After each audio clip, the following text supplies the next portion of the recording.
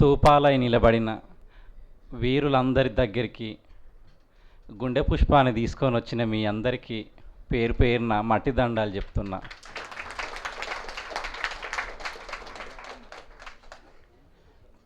అన్ని ఋతువుల్లోనూ మోదుగు పూల వనాన్ని కలగంటున్న భూపతి వెంకటేశ్వర్ల సార్కు, గౌరవ ఎమ్మెల్సీ నర్సిరెడ్డి సార్కు, నా చిట్టి చేతులు సక్కని రాతలు నేర్వలేదని మా బాల్యాన్ని కండ్ల ముందు చూపిన చింతల యాదగిరి అన్నకు, అప్పుడే కన్ను తెరిచిన నా అక్షరానికి తొట్టెలగట్టిన కవి యాకూబ్ సార్కు,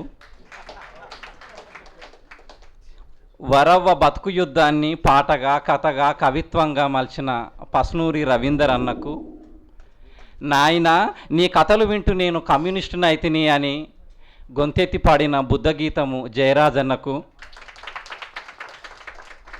సామాన్యుడే నా హీరో అని ఇప్పుడున్న కాలంలో ఎంతోమంది గురించి రాసిన సుబ్బు ఆర్వి అన్నకు, ఈ త్యాగాల తోవలో నడుస్తున్న వెంకటేష్ అన్నకు, మోహన్ అన్నకు, అన్నిటికంటే కూడా ఈ 10 రోజులు నెత్తుటి వాక్యాల సాళ్ళ గుండా నన్ను నడిపించి నన్ను నాకే కొత్తగా పరిచయం చేసిన విప్లవ్ అన్నకు, విజయ్ అన్నకు చాలా ధన్యవాదాలు.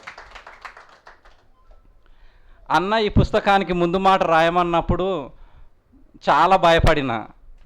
నిజానికి ఈ వేదిక మీద ఉన్న వాళ్ళందరికీ ఏదో ఒక రకంగా ఉద్యమాలు తెలుసు, పోరాటాలు తెలుసు.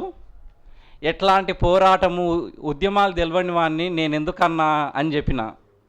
తర్వాత వీళ్ళ జీవిత కథలు మొత్తం రాస్తుంటే నాకు సుత్తే కొడవలి భాష తెలియకపోవచ్చు, కానీ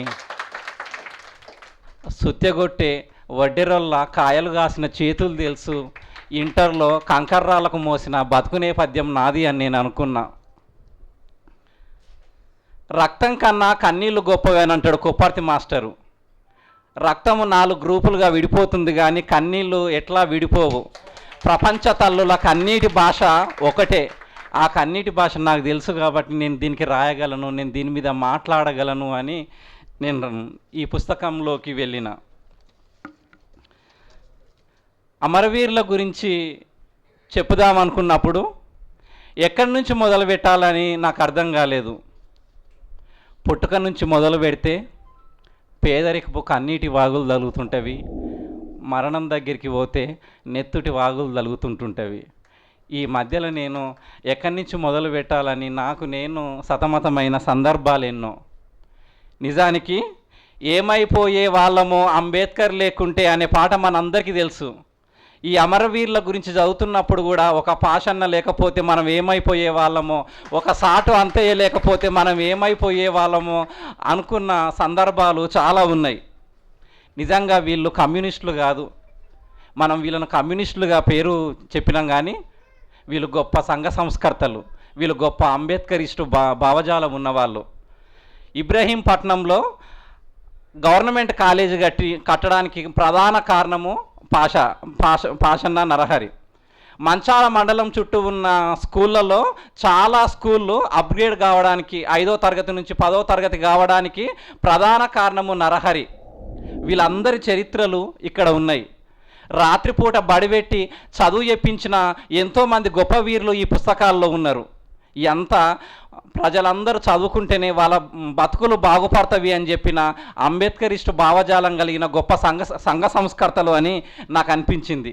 నిజంగా వీళ్ళు లేకపోతే ఈరోజు ఈ అక్షరాలు మన దగ్గరికి చేరేవి కావు, మనం ఇంకా 2-3 తరాలు వెనుకబడిపోయి ఉండేవాళ్ళమేమో అని నేను అనుకుంటుంటా. ఈ పుస్తకంలో ఉన్న చాలామంది అమరుల వీరులకు పుట్టిన తేదీలు లేవు. ఇంతకు నేను ఎప్పుడు పుట్టాను అని ఒక కవిత రాసుకున్నా. అందులో స్కైలా పడ్డప్పుడో, చెరువు కట్ట వేసినప్పుడో, గుడి కట్టినప్పుడో, గుడిలో లింగం మాయమైనప్పుడో, ఇవే కదా మా అన్నలకు చరిత్ర రాసిపెట్టిన పుట్టినరోజులు. నాయన పెదనాయనలు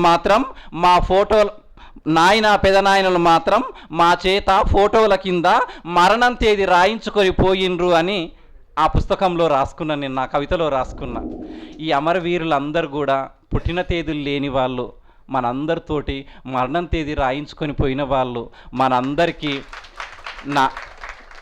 మనందరికీ నాయన లాంటి వాళ్ళు, పెదనాయనలు లాంటి వాళ్ళు, వాళ్ళు ఇప్పుడుంటే మనము ఆ విధంగా మనం పిలుచుకుంటాం.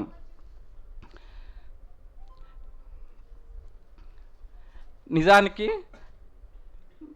చదువు కోసం రాత్రి బడులు పెట్టిన వాళ్ళు కొందరు, గ్రంథాలయాలు ఏర్పాటు చేసిన వాళ్ళు కొందరు, ఊర్లకు రోడ్లు ఏర్పాటు చేసిన వాళ్ళు కొందరు. వీళ్ళు చేసిన తప్పేంది?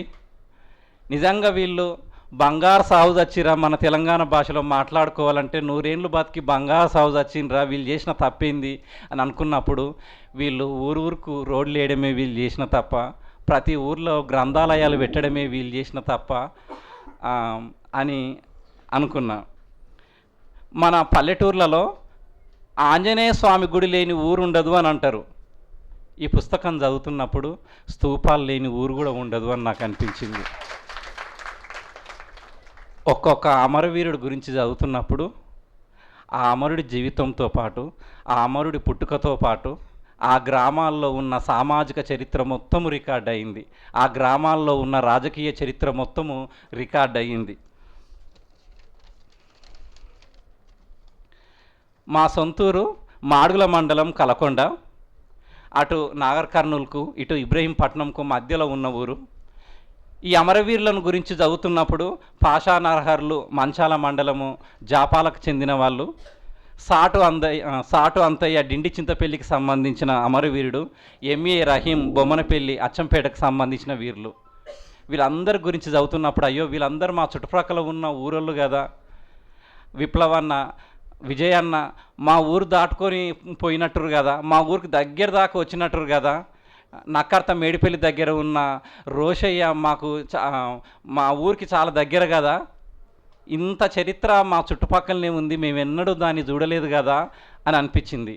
ఇంకొక మాట, మా ఊరు కలకొండ పోతున్నప్పుడు ఒక పెద్ద స్తూపం కనిపిస్తుంది. ఆ స్తూపము ఇద్దరు అన్నా చెల్లెళ్ళు నక్సలిజంలోకి పోయి చనిపోయినప్పుడు వాళ్ళని తీసుకొని వచ్చి అక్కడ పెట్టిండ్రంట. వాళ్ళ గురించి నేను ఎన్నడూ ఆలోచించలేదు కదా అని బాధపడ్డాను నేను. అట్లాంటి తెలియని చరిత్రలన్నిటినీ తొవిదీయడానికి ఈ పుస్తకము ఒక మనకు వేదిక అవుతుంది. వీళ్ళందరూ రచయితలు చెప్పినట్టు సామాజికంగా వెనుకబడిన వాళ్ళు. కమ్యూనిస్టు ఉద్యమాల స్వభావం ఎట్లుంది, అప్పటి కాలంలో వాళ్ళు చేసిన తప్పులు ఎట్లాంటివి అనేటివి కుల్లాం మాట్లాడినరు. తల్లివేరు గురించి మాట్లాడినరు, పరాయి కుట్రల గురించి మాట్లాడినరు. ఒకప్పుడు ఏ పల్లెను చూసినా కూడా భూస్వామ్య వ్యవస్థ ఉండేది. తెలంగాణ సాయుధ పోరాటంలో తెలంగాణ సాయుధ పోరాటాల తర్వాత ఊర్లలో ఉన్న దొరలు పటేన్లు ఎవరైనా కూడా ఆ భూములను వదిలేసి పట్టణాలకు వచ్చిన చరిత్ర మన అందరికీ తెలుసు. భూస్వామ్య వ్యవస్థ కొంత తగ్గింది కానీ పెత్తందారి వ్యవస్థ ఎక్కడ కూడా తగ్గలేదు. ఆ పెత్తందారి వ్యవస్థ మీద పోరాటం చేసిన వీరులు వీళ్ళంతా. ఈ పుస్తకంలో నాకు నచ్చిన మరొక అంశము, ఇది వాళ్ళ జీవితాల గుండా ప్రవహిస్తున్నప్పుడు వాళ్ళ జీవితంతో పెనవేసుకున్న పాటతో ప్రయాణించినట్టు నాకు అనిపించింది. నిజానికి మేము చిన్నగా ఉన్నప్పుడు మాకు మా నాయన వాళ్ళు చెప్తున్నప్పుడు వినేది ఏంటంటే కమ్యూనిస్టు ఉద్యమాలంటే పాటనే అని మాకు చెప్పేది. అన్నలు వచ్చిరు పాట పాడిపోయిండ్రు అని చెప్పేది. పాట అంటే అన్నలు, అన్నలంటే పాట అన్నంతగా కలిసిపోయింది. అట్లాంటి ఎన్నో సామాజిక పాటలను ఈ పుస్తకంలో రికార్డ్ చేసిర్రు. ఒక సారా నిషేధాల మీద పోరాటం చేసిన వీరులు ఇందులో మనకు కనిపిస్తుంటుంటారు. ఈ అమరవీరులు చాలామంది కళాకారులు. బొమ్మెన శ్రీనివాస్ బుర్రకథలు చెప్పే గొప్ప కళాకారుడు. పాటల ఫైటర్ అని చెప్పిన బిల్లా సుధాకర్ సొంతంగా పాటలు రాసే గొప్ప గాయకుడు. వీళ్ళందరి గురించి చదువుతున్నప్పుడు మన కాలంలో ఉన్న బండి సత్యనన్ గురించి నేను కలుసుకోవాలనుకున్నా. ఈ 10 రోజుల్లో బండి సత్యనన్ కలుసుకొని ఆయన పక్కన ఫోటో దిగి నేను చాలా సంతోషపడ్డా.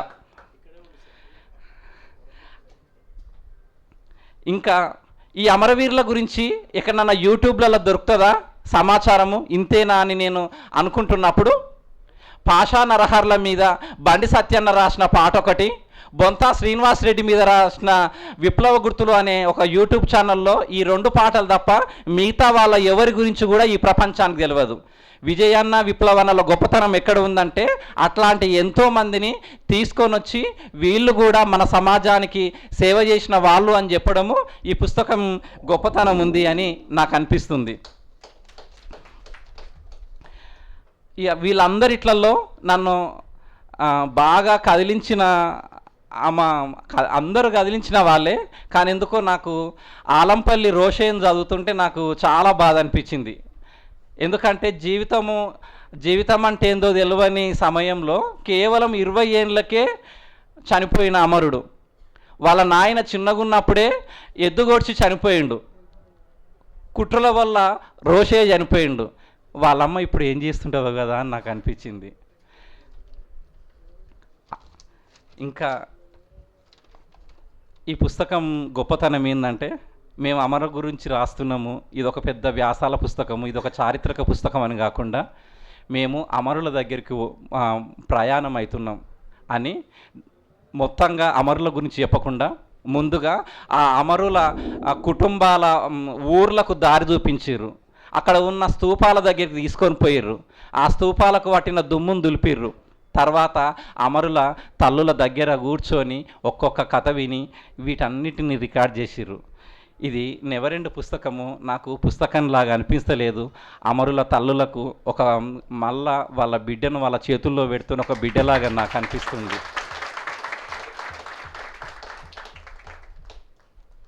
నాకింత నా అక్షరాలకు సజీవత్వం ఉందంటే ఈ పేజీ వెనుక ఉన్న అక్షరాలను చూసి నేను చాలా సంతోషపడుతున్నా. అందరికీ సెలవు.